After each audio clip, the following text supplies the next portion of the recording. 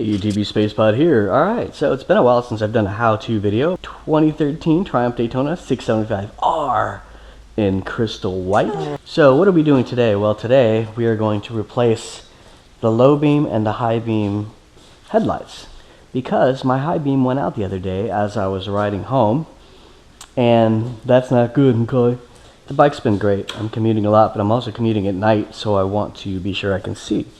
To that end, we have the Sylvania Silver Star Ultra. This is their best bulb, and I got two of them because I'm doing low beam and high beam.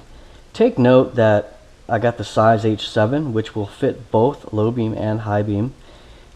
Keep in mind the manual says H4, but that's wrong. If it says H4, that's wrong. So H7 is the size you want. That'll fit both low beam, high beam. Tools. Well, you're going to need a set of Torx bits. On the Triumph, the biggest size you're going to need is T55. I think this set goes higher than that, but these are Torx bits, so these are basically meant for like a 3/8 socket driver, you know, so you can stick it on here and then, you know, ratchet to your heart's content. So you're going to want a set of these. I got these from Amazon. I think it was like 14 bucks, and I believe this is by Husky. Yes, it's Husky. And it's a whole set, as you can see, and it goes up to T55s, and that's, I did some research, that's the highest size you're going to need. You're also going to need 5mm Allen key or Allen socket. So I'm using this for the carbon fiber side panels. On the R you have the carbon fiber, and of course snackages and Pepsi Cola. Oh my god, Pepsi, delicious. First things first, what you want to do is you want to remove these carbon fiber side panels. So let's go ahead and take out this bolt, and I've already started this because I had to read up on, like, what?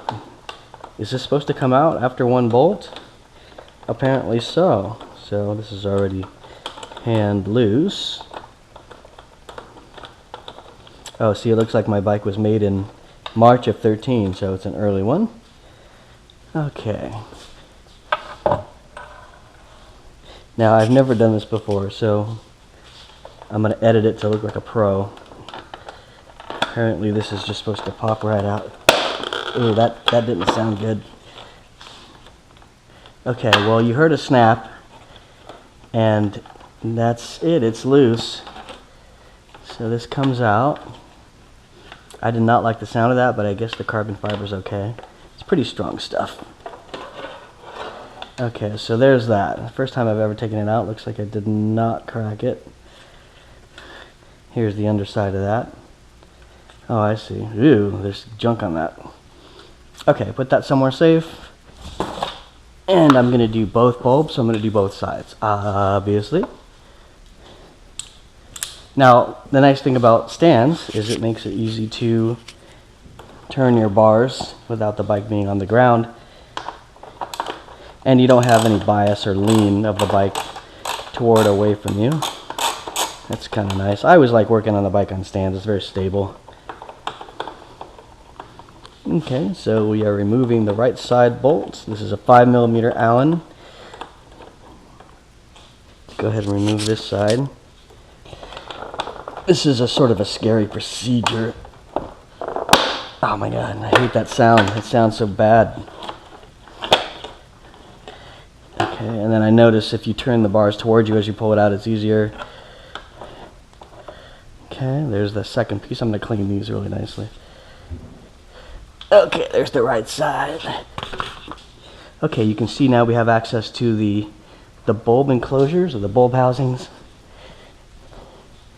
And one thing to keep in mind, and I'm going to probably clean this up too, you do not ever want to touch the bulb with your oily skin.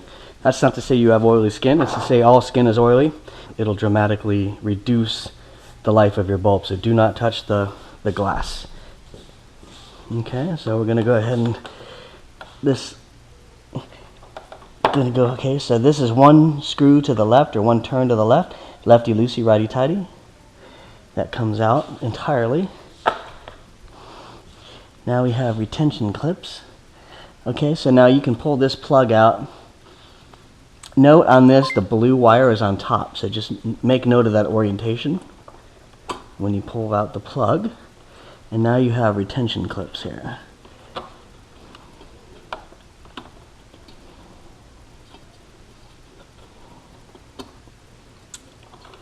Okay, this retention clip basically lifts up and rotates out, and that's very easy. You can grab this with your hands and just pull it straight out. The bulb only fits in one way. That tab goes right in between the posts. Alright. Cool. So that's one. Okay. I think this one is the low beam. So one turn to the left, now turn to the right shoulder. And this is all very simple, guys. Okay, now on this one, black wire is on top, red wire down. Okay, so pull this straight out and lift up the tab. Lift up the wire and then hinge it out. Pull the bulb straight out. So let's get these new ones in here. These are expensive, so handle with care, obviously. The Sylvania Silver Star Ultra, their best bulb, and it apparently gives you, as it says, brightest down road, wider light, da da da da. They're guaranteed for a year, so that's good. Ooh, they have a nice blue sort of casing here, blue glass. Okay, remember, look for the tab here. This is the tab you want. Metal tab into the hole. And make sure your alignment is good. Okay, there we go. It goes in there nicely.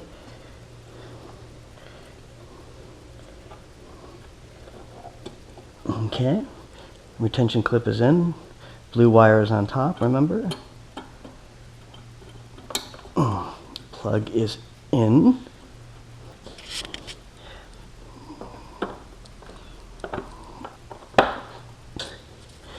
Be sure that when you put the light in, the bulb in, that you really get that alignment correct. Otherwise, this retention clip will not want to close. So make sure that's really aligned with the metal tab in between the plastic opening, and then really get that settled before you try to put the clip in. If you do it right, the clip's really easy to put back in. Then of course we put our little plug back in and our retention cover.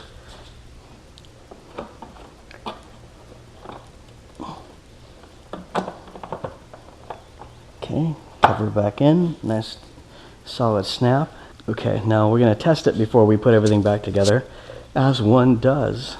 Okay,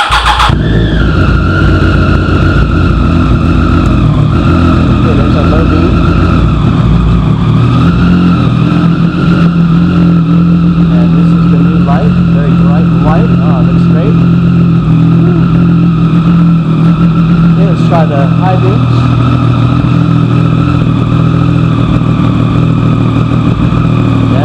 Fantastic. Okay, so that part's working great. So let's go ahead and reassemble. Delicioso. Okay, that's good. This is tricky, but I know there's an art to it.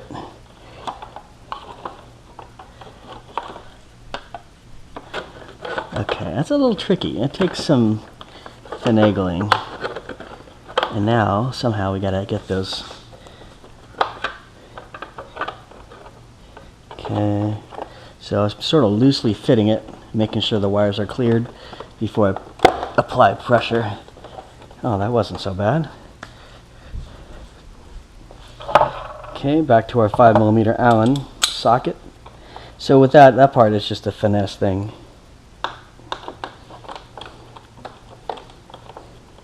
Not too tight. There we go. That's probably the hardest part of the job, guys, is getting these carbon fiber pieces off and on. So here's the way I think is the best so far.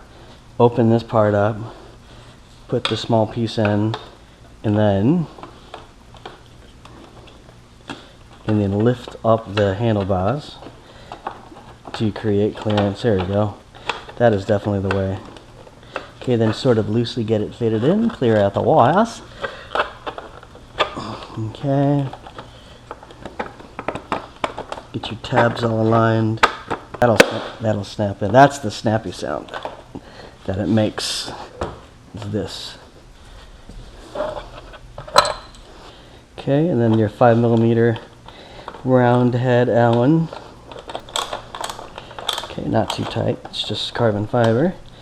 That's not going anywhere. Okay, job's done, mate. Job is done. By the way, riding with Tom, congrats to you on your Daytona 675R in white. Great choice, sir. I knew you'd come around finally. And hey, Australia is a UK colony. Why not get an English bike? This thing has been beautiful. Commuting, it's been amazing. It's a lightweight sort of race bike, but I love it. I love commuting on it. It's super comfortable. I have no complaints. I'm short, so I have a lot of legroom. And it's not too tall anymore because I had the seat shaved down, which is one of the best things I've ever done to this bike. Can't say enough good things about it. Lane splits easily. It's not too wide, so it's very easy to lane split. The Olin suspension is great. Handles all the crazy California and LA bumps with aplomb. Anyway, guys, there's the headlight installation for a 2013 Triumph Daytona 675R. Thanks for watching. Till next time, this has been Spacepod. Spacepod out.